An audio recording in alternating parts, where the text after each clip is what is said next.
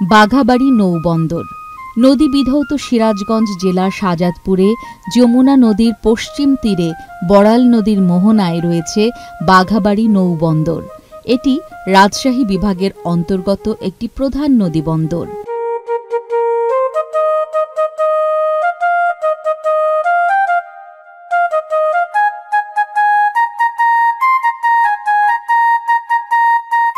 এই নদীবন্দর দিয়ে দেশের উত্তর অঞ্চলের কৃষিকাজে ব্যবহৃত রাসায়নিক সার সহ চট্টগ্রাম বন্দর থেকে কয়লা ও ডিজেল আনা হয়। বন্দরটি বর্তমানে নাব্যতা সংকটে আছে। এই বন্দরে জাহাজ চলাচলের জন্য 10 ফুট গভীরতা দরকার, কিন্তু বর্তমানে আছে 7 থেকে 8 ফুট। কর্তৃপক্ষ আশ্বস্ত করেছে দ্রুত সময়ের মধ্যে এই সমস্যা দূর করে বন্দরটি পুরোদমে এগিয়ে যাবে।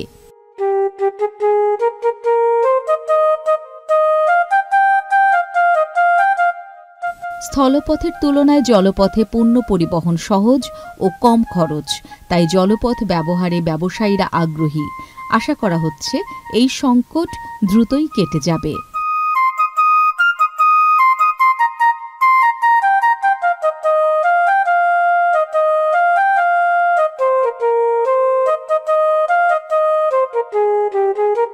মেঘাইঘাট সিরাজগঞ্জ জেলার কাজীপুর উপজেলার মেঘাইঘাটের নির্দিষ্ট কোনো ঐতিহাসিক নথি পাওয়া যায় না, তবে এটি যমুনা নদীর তীরে অবস্থিত একটি পরিচিত ও গুরুত্বপূর্ণ স্থান।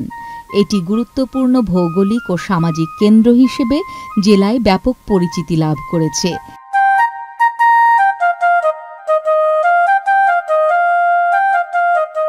এখানকার প্রাকৃতিক সৌন্দর্য পর্যটকদের কাছে বেশ জনপ্রিয়। যমুনা নদীর শান্ত প্রবাহ, পালতোলা নৌকা, নদীতে জেলেদের মাছ ধরার নানান কৌশল, স্থানীয় মানুষজনের জীবন জীবিকা ও নদীকেন্দ্রিক সংস্কৃতির প্রতিচ্ছবি দেখা যায়।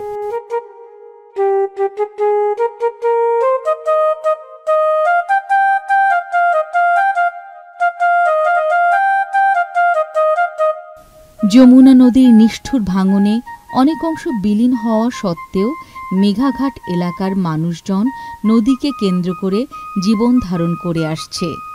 বহুকাল ধরে মেঘাইঘাট অঞ্চলের অর্থাৎ কাজীপুর উপজেলার ইতিহাস মূলত সিরাজগঞ্জ জেলার ইতিহাস ঐতিহ্যের সাথে জড়িত।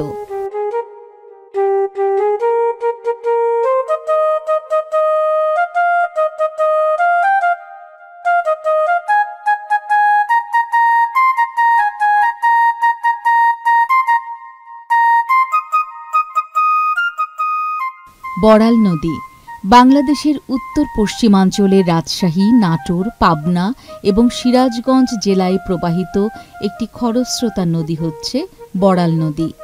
এই নদীটি রাজশাহীর চারঘাট থেকে পদ্মা নদীর শাখা নদী হিসেবে উৎপত্তি লাভ করে। এটি 4টি জেলার 8টি উপজেলা দিয়ে প্রবাহিত হয়ে বাংলাদেশের সবচেয়ে বড় জলাভূমি চলন বিলে পানি প্রবাহের সাথে মিলিত হয়েছে। এটিকে চলন বিলের পানি প্রবাহের প্রধান সংযোগ নদী বলা হয়। নদীটির দৈর্ঘ্য প্রায় 90 কিলোমিটার এবং গড় প্রস্থ 63 কিলোমিটার।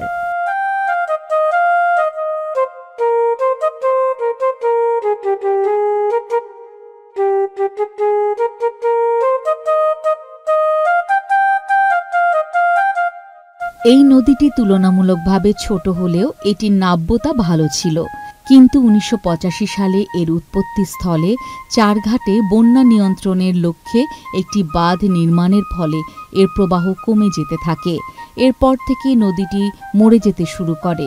এরপর 46 কিলোমিটার ভাটিতে আটঘড়ি নামক স্থানে বড়াই গ্রামে উপজেলার বনপাড়া এলাকায় তীর দখলের পাশাপাশি আরও ভাটিতে অর্থাৎ পাবনার চাটমোহর উপজেলায় 3টি আড়াআড়ি বাঁধ নির্মাণের কারণেও পানি প্রবাহ কমে গিয়েছে। এককালে প্রমত্তা বড়াল নদী ক্রমশ জলহীন কৃষক খালে পরিণত হয়েছে। একসময় নদীর পানি ছিল স্বচ্ছ কাঁচের মতো। এই নদীর পানি নদীর তীরের মানুষজন পান করত। নদী এলাকার মানুষজনের প্রাণ ছিল এই নদী। এই নদী ছিল তাদের জীবিকার উৎস। নদীতে চলত বড় বড় ডিঙি আর বড় বড় মালবাহী নৌকা, যা এখন শুধুই স্মৃতি।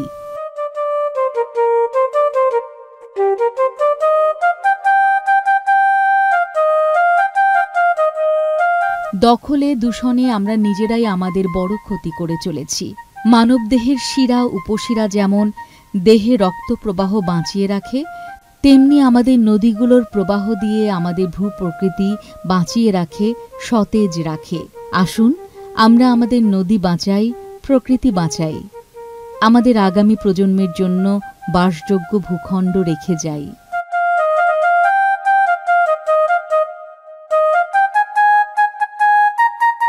নদী শুধুমাত্র প্রকৃতির একটি জলপ্রবাহ নয়, নদী মানেই জীবন, নদী মানেই স্রোতের মতো চলা, স্মৃতির মতো বয়ে চলা এক শুদ্ধ অনুভব।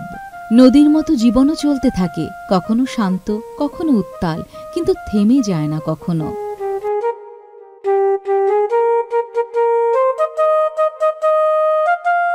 নদী শেখায় কিভাবে সব কিছু বয়ে নিয়ে যেতে হয়। নদীর পাশে বসে চুপচাপ তাকিয়ে থাকা মানে নিজের ভেতরে সমস্ত শব্দ শুনে ফেলা। সূর্যাস্তের নদী দেখে মনে হয় প্রকৃতি বুঝি বিদায় বলার ভাষাও আমাদের শিখিয়ে দেয়।